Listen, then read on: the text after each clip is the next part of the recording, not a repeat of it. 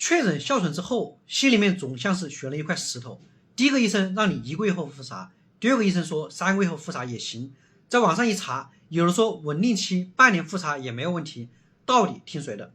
是不是感觉复查周期就像无头苍蝇一样的，全凭医生一句话？不要慌，今天我们就一起聊聊哮喘复查的糊涂账，能不能给咱们自己，也给屏幕前的你理出一条明明白白的路来。不瞒大家说，我们医生看病主要靠指南共识，但偏偏哮喘复查这个问题上，有时候我们自己都觉得在打架。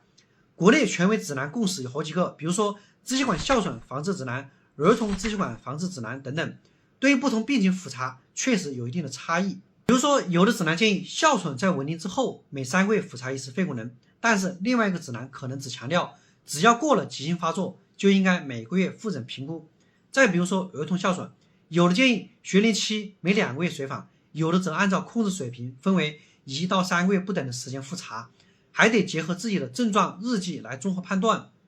我就常想，这些不同的时间点在临床上真的需要让患者这么纠结？制定这些指南都是我们非常尊敬的前辈和专家，还有很多跨学科的参与者。我非常希望专家们先进行内部的深度研讨，然后再给我们临床一线医生和患者一个更加统一的明确指导。现在的情况是，医生拿着不同的指南和标准，患者更是一头雾水，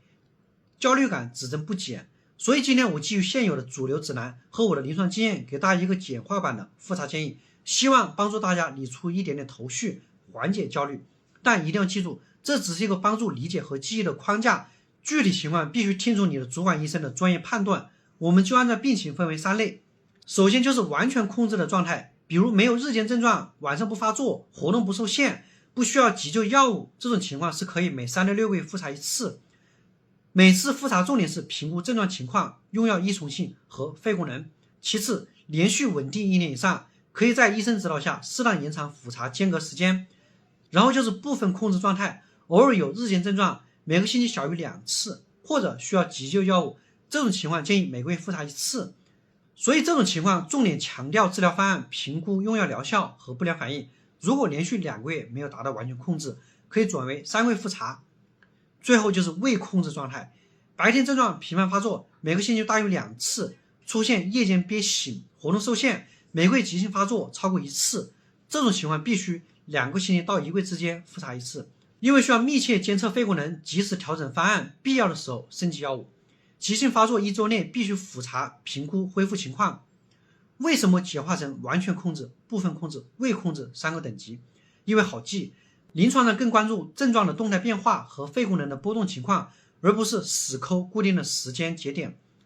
病情控制程度才是决定复查频率的核心维度。我希望这个简化版的思路让大家面对哮喘复查的时候心里更有谱。